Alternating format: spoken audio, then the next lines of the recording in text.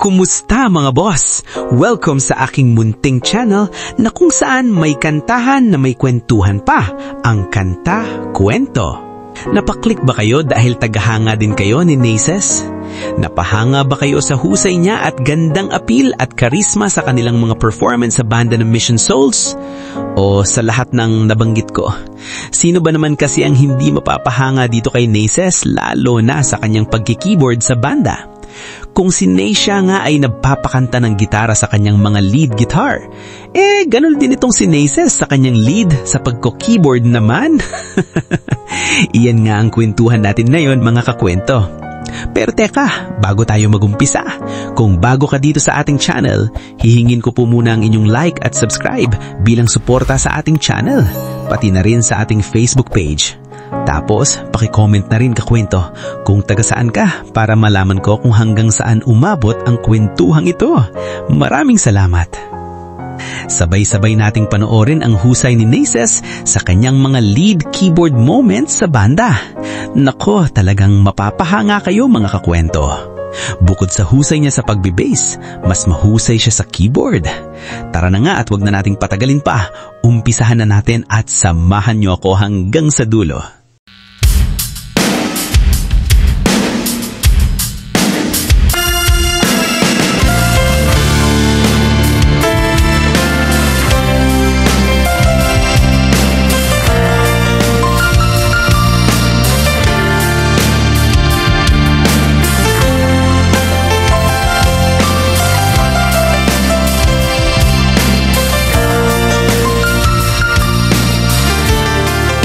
It must have been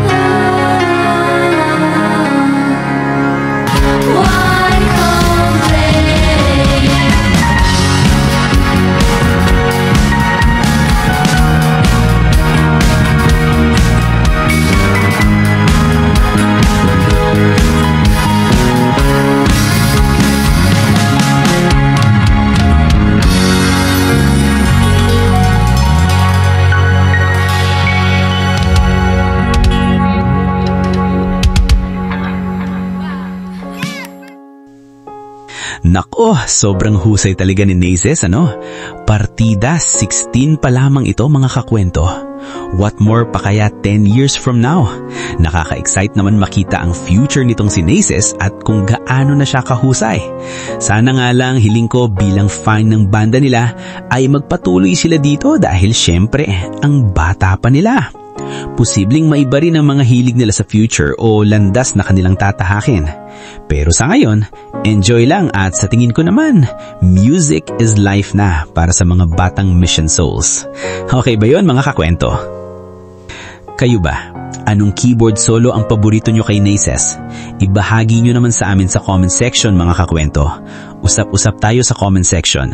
At kung napahanga kayo ni Naces, baka pwede hihingin ko po muna ang inyong like at subscribe bilang suporta sa ating channel, pati na rin sa ating Facebook page.